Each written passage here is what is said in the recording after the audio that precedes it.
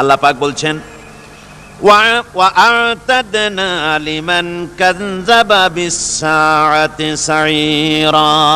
আমার এই পরকালকে, এই আখিরাতকে, কিয়ামতের দিনকে যারা অস্বীকার করবে, যারা মিথ্যা মনে করবে, আমি তাদেরকে জ্বলন্ত আগুনের শাস্তি তাদের জন্য রেখেছি। জোরে বলেন নাউজুবিল্লাহ। সেই কিয়ামত যে দিনটা আল্লাহ পাক মানুষের জন্য রেখেছেন, সেই কিয়ামতের অবস্থা বড়ই মারাত্মক। মানুষেরা তা জানে না। মানুষ যদি তা বুঝতে পারতো, জানতে পারতো, তাহলে মানুষেরা গুনাহের কাজ করতে পারতো না। আপনারা কি চিন্তা করেন, ওই যে কাফেরগুলি মক্কার জীবনে, রাসূল পাক সাল্লাল্লাহু আলাইহি ওয়াসাল্লামের মক্কি জিন্দেগিতে যে সমস্ত মানুষগুলি চুরি করত, ডাকাতি করত, জিনা করত, বদমাশি করত, মানুষ হত্যা করত, এই লোকগুলি ফিরে আসতো কিসের কারণে? তাদেরকে এই আখিরাতের কথা বলা হয়েছে, এই পরকালের কথা বলা হয়েছে। কোরআন শরীফে আল্লাহ রাব্বুল আলামিন পরকালের কথা, মৃত্যুর কথা, কিয়ামতের কথা, হাসরের কথা, সিরাতের কথা, মিজানের কথা, মওতের কথা যত বলেছেন, জান্নাতের কথা যত জায়গায় যতগুলা বলেছেন, সবগুলি আয়াতে কারিমা যদি এক জায়গায় করা যায়, তাহলে পুরা কোরআন শরীফের 1/3 10 পারার সমান হবে। জোরে বলেন সুবহানাল্লাহ। যেহেতু পরকালের চিন্তা ছাড়া মানুষের জীবন পরিচ্ছন্ন হতে পারে না, সুন্দর হতে পারে না, অপরাধ মুক্ত হতে পারে না। আল্লাহ পাক বলেন সেই দিনটি বড়ই ভয়ানক, বিপজ্জনক। ওই দিনটির ব্যাপারে আল্লাহ পাক তার বান্দাদেরকে সতর্ক করে দিয়েছেন, বান্দারা সতর্ক হয়ে যাও, এইভাবে দিন যাবে না, কিয়ামত আসবে। আর ওই কিয়ামত এত মারাত্মক হবে, আল্লাহ সতর্ক করছেন বান্দাদেরকে, ইয়া আইয়ুহান নাসুত্তাকু রাব্বাকুম ইন্না যালজালাতাস সাআতি শাইউন আযীম। হে মানব সকল, আত্মরক্ষা করো খোদার গজব থেকে, আল্লাহর গজব থেকে আত্মরক্ষা করো। ইন্না যালজালাতাস সাআতি শাইউন আযীম, সেই কিয়ামতের সেই কম্পন খুবই মারাত্মক, খুবই ভয়াবহ কম্পন সৃষ্টি হবে সেদিন। ইয়াউমা তারাউনাহা তাযহালু কুল্লু মুরদিআতিন আম্মা আরদাআত। সেদিন দেখতে পাবে স্তন্যদায়িনী মা, যে মা তার সন্তানকে দুধ দেয়, ওই মাও তার দুধের বাচ্চার কথা ভুলে যাবে, মনে থাকবে না। আল্লাহ রাব্বুল আলামিন বলেন ওয়া তাদাউ কুল্লু যাতিন হামলিন হামলাহা। গর্ভধারিণী মেয়ে লোক, তাদের গর্ভ খসে পড়বে। ওয়া তারান নাসা সুকারা, মানুষ দেখতে পাবে, মানুষগুলো উদ্ভ্রান্ত হয়ে পাগলের মতো ছোটাছুটি করছে। আল্লাহ বলেন ওয়া মা হুম বিসুকারা, আসলে এরা নেশাগ্রস্ত নয়, আসলে পাগল হয় নাই। তো ছুটছে কেন? স্তন্যদায়িনী মা দুধের বাচ্চার কথা ভুলে গেছে। গর্ভধারিণী গর্ভবতী নারী, তার গর্ভ খসে পড়েছে, মানুষ পাগলের মতো দৌড়াচ্ছে। কারণ কি? পাগল তো হয় নাই। আল্লাহ বলেন আসল কারণ হলো ওয়ালাকিন্না আযাবাল্লাহি শাদীদ, আল্লাহর ভয়ঙ্কর আযাব। আর এই সব দৃশ্য, এই সব কম্পন মানুষের মধ্যে ত্রাস সৃষ্টি করে দিয়েছে, এই অবস্থার সৃষ্টি করেছে। আমার ভাইয়েরা, আল্লাহ পাক বলেন ও নবী, মানুষদেরকে আপনি সতর্ক করেন, ওই দিনটা এমন হবে, ভয়ের চোটে মানুষের কলিজা তার মুখের কাছে চলে আসবে।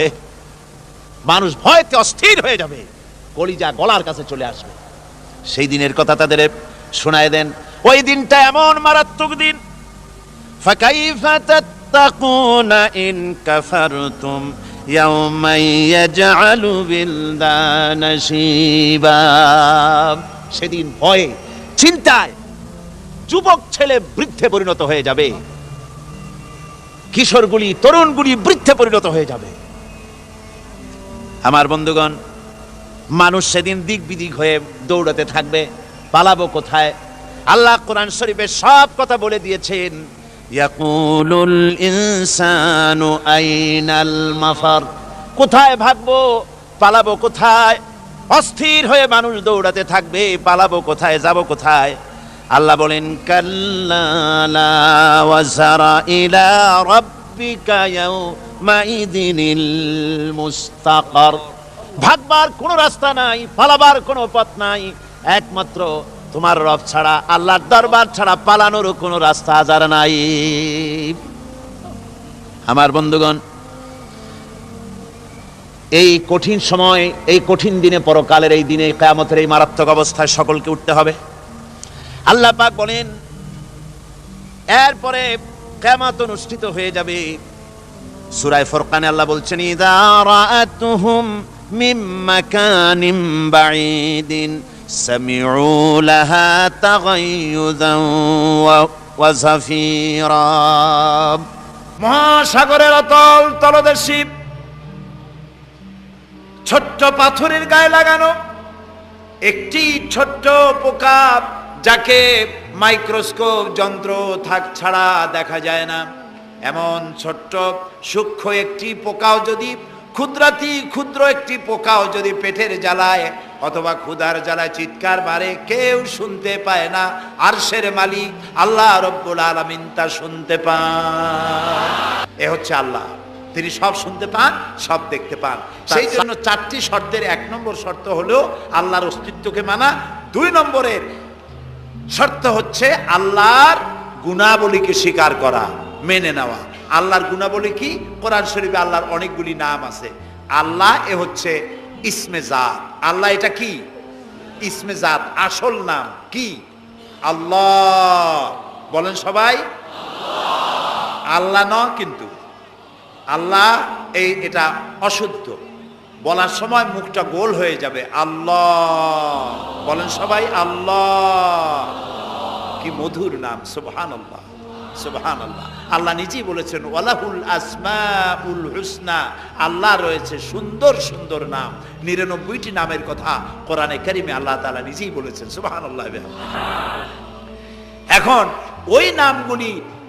ওই নামগুলিকে বলা হয় সিফাতি নাম, অর্থাৎ গুণবাচক নাম। এই গুণ সহকারে তাকে স্বীকার করতে হবে। তিনি রাজ্জাক, খেতে দেওয়ার মালিক কে? আল্লাহ। তিনি রব, সৃষ্টি করেন। তিনি খালেক, তিনি স্রষ্টা। তিনি রব, তিনি প্রতিপালনকারী। তিনি রহমান, তিনি দয়ালু। তিনি রহিম, তিনি রহমান, তিনি দাতা। রহিম, তিনি দয়ালু। অর্থাৎ প্রত্যেকটা নামের এক একটা শব্দ অর্থ আছে, এবং সেই অর্থ সহকারে বিশ্বাস করতে হবে তাকে। এই বিশ্বাস যদি আমরা করতে পারি, তাহলে শিরক থেকে আমরা বাঁচতে পারবো। সুবহানাল্লাহ বলেন। আচ্ছা বলেন তো, সন্তান দেওয়ার মালিককে? সন্তান না দেওয়ার মালিককে? হায়াতের মালিককে? মওতের মালিককে? খেতে দেওয়ার মালিককে? কষ্ট দেওয়ার মালিককে? কষ্ট থেকে বাঁচাবার মালিককে? সব কিছুর মালিককে। এইভাবে আমরা কি বিশ্বাস করি? না, সবাই করি না। যারা বলেছেন আমিও বিশ্বাস করি, হ্যাঁ বিশ্বাস আমাদের থাকতে পারে, কিন্তু অনেক লোক আছে এভাবে বিশ্বাস করে না বলেই বিবাহ করেছে, সন্তান হয় না। তখন শাহ আলী বাগদাদি রহমতুল্লাহ আলাইহের মাজারে গিয়া সেখানে বসে তার ওই মাজারের কাছে গিয়ে চাইলো, আমার সন্তান দাও, খাজা বাবা সন্তান দাও।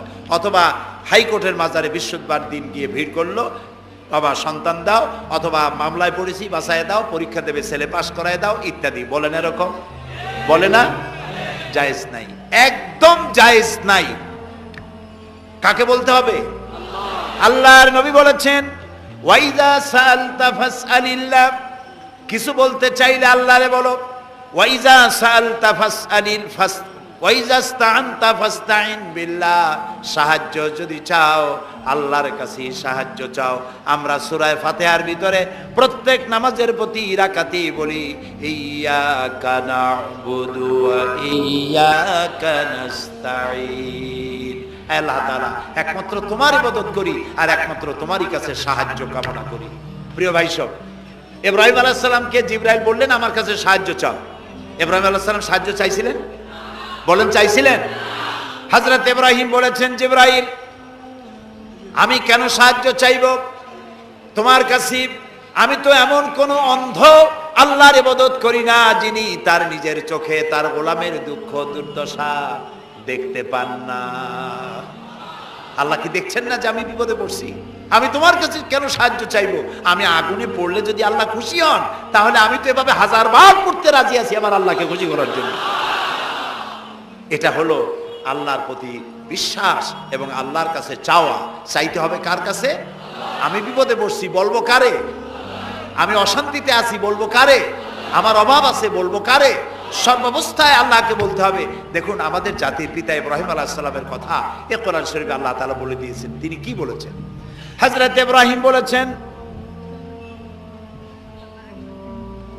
আল্লাযী হুয়া ইউতঈমুনি ওয়া ইয়াসকিন। আমি যখন ক্ষুধার্ত হই আল্লাহ আমারে খাওয়ান, আমি যখন তৃষ্ণার্ত হই আল্লাহ আমারে পান করান। ওয়া ইযা মারিদতু ফাহুয়া ইয়াশফিন। আমি যখন অসুস্থ হই আল্লাহ আমারে রোগ মুক্ত করেন। সুবহানাল্লাহ।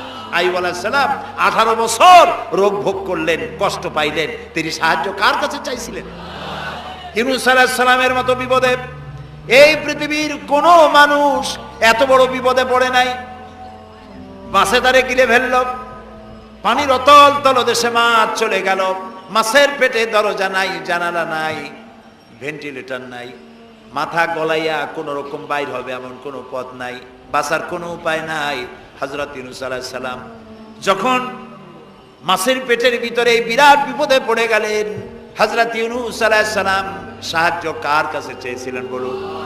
তিনি বললেন, আল্লাহ তাআলা তার ঘটনা কোরআন শরীফের মধ্যে এভাবে বর্ণনা করেছেন, ওয়াযান্নুন ইয যাহাবা মুগাদিবান ফাযান্না আন লান নাকদিরা আলাইহি ফানাদা ফিয যুলুমাতি আন লা ইলাহা ইল্লা আনতা সুবহানাকা ইন্নী কুনতু মিনাজ জালিমিন। আল্লাহ শোনাচ্ছেন, ও পৃথিবীর মানুষেরা শোনো, ইউনূসকে যখন মাছে গিলে ফেললো সে তখন ত্রিবিধ ফানাদা ফিয যুলুমাত জমায় কাসির, ত্রিবিধ অন্ধকারের ভেতর থেকে তিনি চিৎকার মারলেন। রাতের অন্ধকার, মাছের পেটের অন্ধকার, পানির অন্ধকার, এই ত্রিবিধ অন্ধকারের মধ্য থেকে ইউনূস আলাইহিস সালাম চিৎকার মারলেন, লা ইলাহা ইল্লা আনতা। আয় আল্লাহ, তুমি ছাড়া কোনো ইলাহা নাই, সুবহানাকা, আমি তোমার প্রশংসা করছি। আয় আল্লাহ তাআলা, আমি আমার নফসের উপরে জুলম করেছি, আমার উপরে আমি জুলম করেছি। আল্লাহ তাআলা এই চিৎকার শুনেছিলেন, শুনেছেন? হযরত ইউনূস আলাইহিস সালাম মাছের পেটের ভিতরে বসে যেই চিৎকার মেরেছিলেন কেউ শুনতে পায় নাই, পানির ভিতরে কেউ শোনে নাই, জমিনে কেউ শোনে নাই, অন্তরিক্ষেও কেউ শুনতে পায় নাই।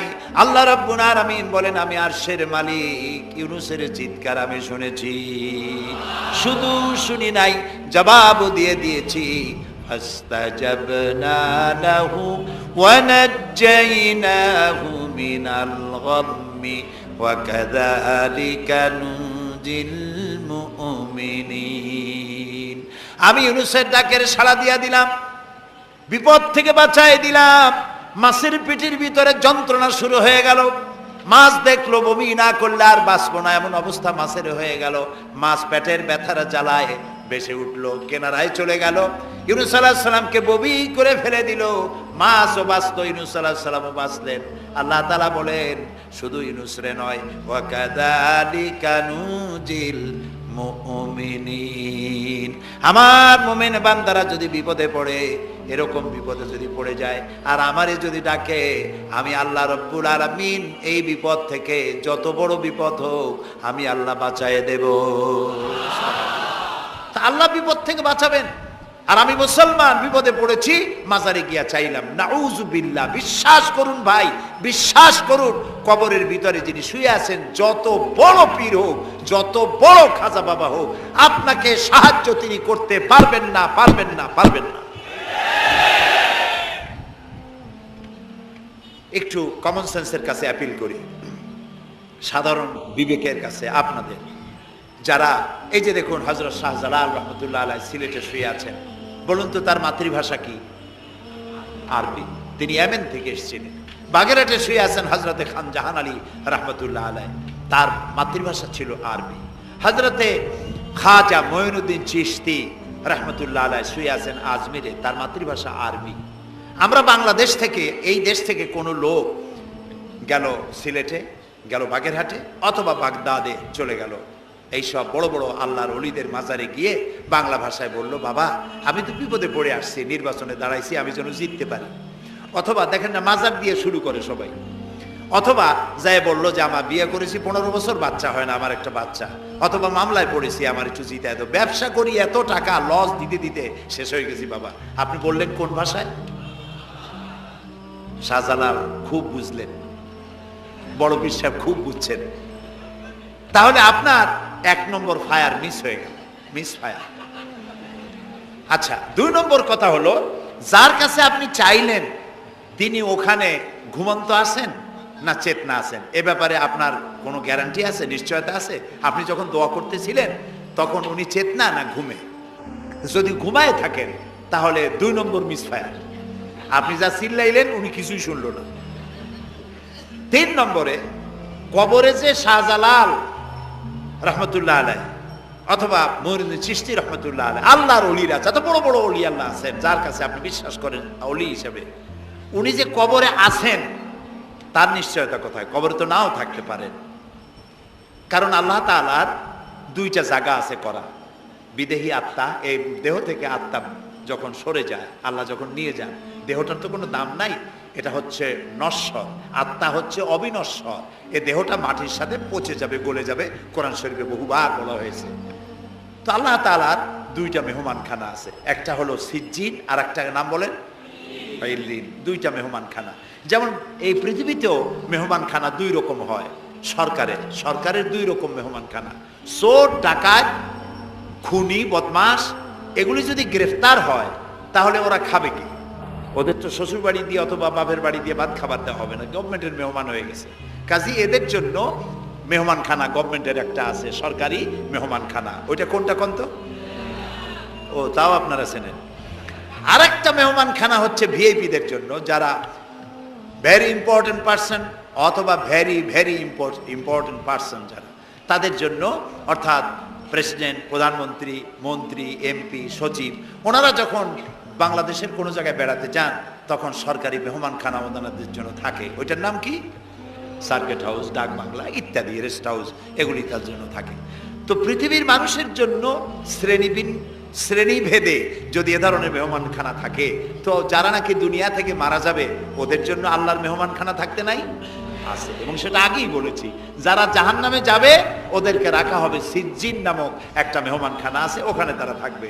আর যাদেরকে আল্লাহ জান্নাতে নিবেন, তো বিচারের আগে তো জান্নাতে নিবেন না, তাদেরকে ইল্লিন নামক সার্কিট হাউস জাতীয়, এই জাতীয় একটা ভালো জায়গায় আল্লাহ তাআলা তাদের রাখবেন। তাহলে আপনি যে কবরের কাছে যায় চাইলেন, হয় ঘুমায় আছে, আপনার ভাষা বুঝলো না, আর কবরে থাকলেও ঘুমে আছে নাকি তাও আপনি জানেন না, আর কবরে নাই এটাও হতে পারে যে আল্লাহ তাআলা অন্য কোথাও তাকে নিয়ে রেখেছেন। কাজেই 3টা জিনিসই আপনার পথের ভাড়া নষ্ট, পরিশ্রম নষ্ট, আর 3টা ফায়ার করছিলেন, 3টা ফায়ার মিস হয়ে গেল। তাহলে হবে এমন সত্তার কাছে, কোন পীর নয়, বুজুর্গ নয়, খাজা বাবা নয়, চাইতে হবে এমন সত্তার কাছে যিনি কখনো ঘুমান না, যিনি বাংলাও বোঝেন, ইংরেজিও বোঝেন, আরবিও বোঝে, উর্দুও বোঝে, সকল ভাষা যিনি সৃষ্টি করেছেন। সেরকম কেউ কি আছেন? এক আঙ্গুল আকাশের দিকে উঁচু করে বলেন, নাম কি? আরো জোরে বলেন, আবারও বলেন, সুবহানাল্লাহ, আলহামদুলিল্লাহ বলেন। এই জন্য নবী করিম সাল্লাল্লাহু আলাইহি ওয়াসাল্লাম বলছেন, ওয়াইজা সাআলতা ফাসআলিল্লাহ, কিছু বলতে হলে আল্লাহরে বলো। ওয়াইজা ইসতাআনতা, সুয়াল করলে আল্লাহরে বলো। ওয়াইজা ইসতাআনতা ফাসতাইন বিল্লাহ, আর যদি সাহায্যের প্রয়োজন হয় কোনো ব্যাপারে, যে কোনো ব্যাপারে সাহায্যের প্রয়োজন, আল্লাহর কাছে চাও। আমাদের অবস্থা হলো এই যে ইমাম তো দুর্বল, বিপদে পড়লেই দৌড় দেয় মাজারের দিকে। মুসলমানের সম্পর্ক মাজারের সাথে হবে না, সম্পর্ক হবে মসজিদের সাথে। বিশেষ করে বুড়া মানুষ, আমাদের মধ্যে 2 শ্রেণীর লোক আছে, যুবক আর বৃদ্ধ। মাহফিলগুলিতে আল্লাহর মেহেরবানি যুবকেরা অনেক বেশি আসে, আলহামদুলিল্লাহ বলুন। এরকম আসতে করলেন কেন? আপনি তাকায় দেখেন, ডানে বায় তাকান, ডানে বায় তাকান, দাড়ি পাকা কয়জন আছে দেখেন। 2%, 3% or 5% দাড়ি পাকা হতে পারে, 95% যুবক আর যুবক। সুবহানাল্লাহ, আলহামদুলিল্লাহ। বামপন্থীদের এখানেই কষ্ট, এখানেই কষ্ট। তারা চিন্তা করে এত এত কষ্ট করিয়া পয়সা করি দিয়া তারপরে কর্মী বানাইলাম, একটা মাহফিলে গিয়া কি এর একটা সমাবেশ দেখলো, মাহফিলে গেল, আমাদের পুকুরের জিয়ানো মাছগুলি সব ইসলামের পুকুরে চলে গেল। এটা তাদের জন্য হেভি লস। আসলে ওরা ধরে রাখতে পারবে না, ঠেকাইতে পারবে না, গায়ে তো মুসলমানের রক্ত। রক্ত কার? এসব যুবকেরা একটা মুসলিম মায়ের পেটে জন্মগ্রহণ করেছে, একটা মুসলিম পিতার জন্মে আসছে।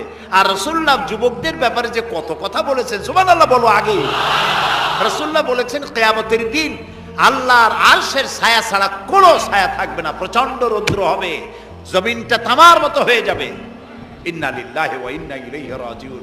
সেই জায়গায় আরশের নিচে 7 শ্রেণীর লোকদেরকে আল্লাহ তাআলা জায়গা দেবেন। কয় শ্রেণী? ওর মধ্যে এক শ্রেণী হচ্ছে অসাবুন নাশা ফি ইবাদাতিল্লাহ, ওই সব যুবক যারা রাত কাটিয়েছে আল্লাহর ইবাদতের মধ্য দিয়ে। সুবহানাল্লাহ। যুবকদের ইবাদতে আল্লাহ তাআলা বেশি খুশি হন, বেশি খুশি হন। কারণ হলো এই যে মসজিদের ইমাম সাহেব অথবা প্রাইমারি স্কুলের মাস্টার যদি বলে যে আমি ঘুষ খাই না, এই কথার কোনো দাম আছে? আপনি প্রাইমারি স্কুলের মাস্টার, আপনি মসজিদের ইমাম, আপনার ঘুষ দেবে কেনা? ঘুষ খাই না বললে তো হবে না। কোন মন্ত্রী যদি বলে, এসপি যদি বলে, দারোগা যদি বলে ঘুষ খাই না, 1000 বার দাম আছে, ঠিক না ভাই? এখন একজন বুড়া যদি বলে যে প্রত্যেক রাত্রে আমি তাহাজ্জুদ পড়ি, আপনি তো পড়বেনই, কারণ আপনার তো ঘুম আসে না। কাশিতে এমন পাওয়া পাইছে, চোরবাড়ির কাছে আসতে পারে রাতের বেলায়, খালি কাশা, জম্মের কাশা।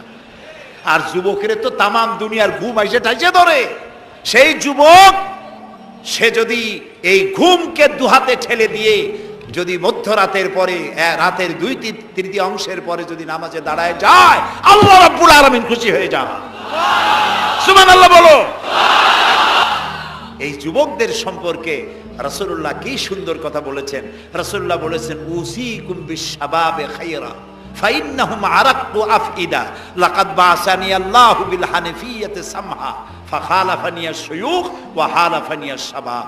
সাদাকান নবী সাল্লাল্লাহু আলাইহি ওয়াসাল্লাম। নবী করিম সাল্লাল্লাহু আলাইহি ওয়াসাল্লাম বলেছেন, আমি তোমাদেরকে উপদেশ দিচ্ছি তোমরা যুবকদের ব্যাপারে কল্যাণকামী হবে। সুবহানাল্লাহ বলে। কারণ যুবকদের দিল নরম, আর আল্লাহ তাআলা আমাকে এই পৃথিবীতে উদারতা সহকারে দিন প্রতিষ্ঠার কাজে আমাকে পাঠিয়েছেন। আর এই পৃথিবীতে আমার আল্লাহর দেওয়া ইসলাম প্রতিষ্ঠা করার কাজে আমার বিরোধিতা করেছে বুড়োরা আর সহযোগিতা করেছে যুবকেরা। সেই জন্য এই যৌবনকালে ইবাদতের মূল্য সর্বাধিক। আর বুড়োরাও যখন আল্লাহর দরবারে হাত তোলে, যারা বুড়ো আছেন, আমার বয়সে যারা এসে গেছেন বা আমার থেকে যাদের বয়স বেশি, আপনারা অসন্তুষ্ট হচ্ছেন না তো যে যুবকদের এত কইলাম আর আমরা কিছু পাইলাম না, এরকম বলবেন নাকি? এক বুড়ি এসে রাসূলুল্লাহকে বলছিলেন যে রাসূল আমার জন্য দোয়া করেন, আমি যেন জান্নাতে যাইতে পারি। রাসূলুল্লাহ বলছেন বুড়ি তো জান্নাতে যাবে না, বুড়ি জান্নাতে যাবে না, বুড়ি তো কান্দে শেষ। রাসূলুল্লাহ বলতেছেন জান্নাতে যাবে না, রাসূলুল্লাহ বলছেন বুড়ি কান্দো না, তুমি যখন জান্নাতে যাবা একেবারে যুবতী হয়ে যাবা, তখন তুমি বুড়ি থাকবা না। সুবহানাল্লাহ। সুতরাং বুড়ো মানুষের মন খারাপ করার কারণ নাই, ওই যৌবনকালটা আমরা সবাই পার করে এসেছি। সুবহানাল্লাহ। সেটা যদি ভালো কাজে করে থাকি আল্লাহর কাছে পুরস্কার পাবো, আর যদি অন্যায় করে থাকি সেজন্য আল্লাহর কাছে বিনীতভাবে ক্ষমা চাই। আল্লাহ আমাদের মাফ করুন, বলি আমিন। সবাই বলি আমিন। যুবক ভাইয়েরা আর বৃদ্ধদেরকে এখন আরেকটি কথা বলতে চাই, সেটা হলো বুড়োরা যদি আল্লাহর কাছে যখন হাত তোলে, আল্লাহ তাআলা বলেছেন হে রাসূল, ইসলামের মধ্যে থেকে যে চুল দাড়ি পাকাইছে, ইসলামের মধ্যে থেকে দাড়ি চুল পাকায় ফেলেছে, এই অবস্থায় আমার কাছে যদি হাত তোলে আর কাঁদতে থাকে, এই বুড়োটারে আমি খালি হাতে ফেরত দিতে আমার শরম করে। আমি কেমনে বুড়োটারে খালি হাতে ফিরাই? একবার হযরত ওমর রাদিয়াল্লাহু তাআলা আনহু নবী করিম সাল্লাল্লাহু আলাইহি ওয়াসাল্লামের ঘরে প্রবেশ করে দেখছেন তিনি কাঁদছেন। হযরত ওমর জিজ্ঞেস করলেন, ইয়া রাসূলুল্লাহ আপনি কাঁদছেন কেন? তিনি বললেন, এইমাত্র জিবরিল এসেছিল, জিবরিল এসে আমারে বলে গেল যে আপনার উম্মতের মধ্যে যেই সব লোক ইসলামের মধ্যে থেকে দাড়ি চুল পাকিয়েছে, কিয়ামতের দিন আল্লাহ তাআলা ওই সব বুড়া বুড়িদেরকে শাস্তি দিতে লজ্জাবোধ করবেন। হযরত ওমর বলেন, ইয়া রাসূলুল্লাহ এ তো আপনার উম্মতের জন্য শুভ সংবাদ, আপনি কাঁদেন কেন? আল্লাহর নবী বলেন, হে ওমর আমার কান্নার কারণ ভিন্ন। আমার কান্নার কারণ হচ্ছে আমার লজ্জা করে, আমার লজ্জার অনুভূতিতে আঘাত লাগে এই ব্যাপারে যখন আমি চিন্তা করি যে আল্লাহ রাব্বুল আলামিন যেই বুড়াদেরকে কিয়ামতের দিন শাস্তি দিতে লজ্জা বোধ করবেন, সেই বৃদ্ধ মানুষগুলো আল্লাহর সাথে নাফরমানি করতে লজ্জা বোধ করে না। এই জন্য এই দুঃখে এই লজ্জায় আমি কান্দি। বয়সের একটা সীমা থাকা উচিত, যে আপনি কোন পর্যন্ত পাপ করবেন। বুড়া হয়ে গেছে, তারপরও মদ খায়, তারপরে জেনা, ব্যভিচার, শয়তানি, বদমাশি, এগুলি কি? দাড়ি চুল পাকা এগুলি কি? এগুলি আগে পাকতো না কারো। পৃথিবীতে সর্বপ্রথম দাড়ি আর চুল পেকেছে হযরত ইব্রাহিম আলাইহিস সালামের। এর আগে কারো দাড়ি চুল পাকে নাই। ইব্রাহিম আলাইহিস সালাম প্রশ্ন করলেন আল্লাহর কাছে যে আল্লাহ তাআলা এটা কি হলো আমার? আল্লাহ তাআলা বললেন এটা হচ্ছে ওয়াকার, এটা মর্যাদা, তোমার সম্মানকে বাড়িয়ে দেওয়া হলো। তো দাড়ি চুল পাকলে সম্মান বাড়ে। এই দাড়ি চুল পাকলো, এগুলি সিগন্যাল, সংকেত। দাড়ি পাকছে, সংকেত দেওয়া হলো তুমি কিন্তু বয়সের প্রান্তে এসেছো। চোখে কম দেখো, আর একটা সিগন্যাল, মৌতের আর একটা সিগন্যাল। খাইয়া হজম করতে পারো না, আর একটা সিগন্যাল। তুমি ঘুমাইতে পারো না, রাতের বেলা ঘুম আসে না, আর একটা সিগন্যাল। দাঁড়াতে পারো না, কোমর ব্যথা করে, আর একটা সিগন্যাল। একটার পর একটা সিগন্যাল আসতেছে, 1 নম্বর, 2 নম্বর, ডেঞ্জার সিগন্যাল নাম্বার 10। তারপরে হুঁশ হয় না মানুষের। নাউযুবিল্লাহি মিন যালিক। আল্লাহ তাআলা আমাদের হুঁশে আসার তৌফিক দান করুন, আমরা বলি আমিন। প্রিয় ভাই, মরা গাছে ফুল ফুটাই দিতে পারেন, শুধু 2টা অক্ষর কুন বলেন হও, আর সঙ্গে সঙ্গে হয়ে যায়। আল্লাহ তাআলা বলেছেন ফাআলুন লিমা ইউরিদ, যা খুশি তিনি তাই করতে পারেন। সুবহানাল্লাহ বলে। এই মাত্র কয়েক মাস আগে সুনামি কি হয়েছিল? এইটা যদি হয় সুনামি, তাহলে কুনামি কি আল্লাহই জানে। সুনামি হইল মালয়েশিয়া, ইন্দোনেশিয়া, মালদ্বীপ, শ্রীলঙ্কা, ইন্ডিয়া, থাইল্যান্ড, এই উপকূলীয় এলাকায় সুনামি। মাত্র 1.5 মিনিটের সুনামিতে জলকম্পন আর পানি কম্পনে 2.5 লক্ষ মানুষ শেষ, আর 1 লক্ষ মানুষের কোনো খোঁজ নাই। প্রায় 3.5 থেকে 4 লক্ষ মানুষ দুনিয়া থেকে বিদায় হয়ে গেল 1.5 মিনিটের মধ্যে। আর সমুদ্রের পানি 33 থেকে 35 ফিট উঁচু হয়ে পানি এসে নগর, গাড়ি, বাড়ি ভেঙে চুরে পাতার মতো, শুষ্ক পাতার মতো সব উড়িয়ে ভাসিয়ে শেষ করে দিল। সুবহানাল্লাহ। আবহাওয়াবিদরা বলেছেন, বিজ্ঞানীরা বলেছেন, এটা নাকি ভারত মহাসাগরের অতল তলদেশে যেখানে মাটি, ওই মাটিরও কয়েক কিলোমিটার নিচে ফাটল ধরেছে। সেই ফাটল ধরে কি দেখি করিয়া জমিনে কম্পন লাগলো, পানিতেও কম্পন লাগলো। আমাদের এই যে ঢাকায় সকালবেলায় যারা মর্নিং ওয়াক যারা করেন, রমনা লেকের পাশ দিয়ে হাঁটতেছে, হঠাৎ পিছনে পানি মারছে, দেখে যে সকলের পিছনে পানি মারে কে? তাকায় দেখে রমনা লেকের পানি উথাল পাথাল হয়ে গেছে। ভূত না জেন জুতা মুতা ফালাই ধুয়ে দিছে দৌড়। পানির মধ্যে যে কম্পনটা বাংলাদেশে হলো, এই কম্পনটা যদি মাটিতে হতো, তাহলে এই অপরিকল্পিত বানানো শহর ভেঙ্গে চুরে ভর্তা হয়ে যেত। আল্লাহ শুকরিয়া আদায় করি যে আল্লাহ তাআলা দয়া করে আমাদের গরিব দেশটাকে হেফাজত করেছেন। বলেন আমিন। আল্লাহ তাআলা, আমরা পাপী, আমরা 1000 বার স্বীকার করি আমরা পাপী, আমরা গুনাহগার, আমরা অপদার্থ, আমরা অযোগ্য তোমার বান্দা হওয়ার। তুমি এই গরিব মুসলমানদের এই দেশটাকে দয়া করে আসমান এবং জমিনি সব বালা ও মুসিবত থেকে হেফাজত করো আল্লাহ তাআলা। একজন জিজ্ঞেস করলো যে মেয়ে লোকের পিছনে নামাজ যে পড়া, মেয়ে লোক যে ইমামতি করতে পারবে না, এটা কোরআন শরীফের কোন আয়াতে আছে এবং হাদিসের কোন হাদিসে আছে যে মেয়ে লোক ইমামতি করতে পারবে না?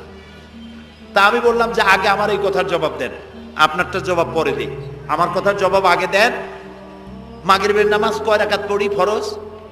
3 রাকাত। 4 রাকাত পড়া যাবে না, এটা কোরআন শরীফের কোন আয়াতে আছে, কোন হাদিসে আছে?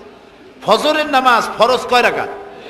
3 রাকাত পড়া যাবে না, অথবা 4 রাকাতও পড়া যাবে না, এটা কোন হাদিসে আছে, কোন আয়াতে আছে? কয় যে কোনো জায়গায় নেই। তাই বললাম ওঠাও কোনো জায়গায় নেই। রাসূলুল্লাহ ইবাদতের যে নমুনা দেখিয়েছেন, যেভাবে করেছেন, তিনি 2 রাকাত ফজরের নামাজ 2 রাকাত পড়েছেন, আল্লাহ বলে দিয়েছেন ওইটাই ফরজ, ওর 1 রাকাত বেশি পড়া যাবে না। 3 রাকাত মাগরিব, 1 রাকাত বাড়ানো যাবে না। জোহর সব দিন জোহর পড়ি 4 রাকাত ফরজ, আর জোহরের ওই নামাজটি জুমার দিনে কয় রাকাত পড়ি? 2 রাকাত ফরজ পড়ি। এই কনসেশন কে করলো? না, আল্লাহ করেননি।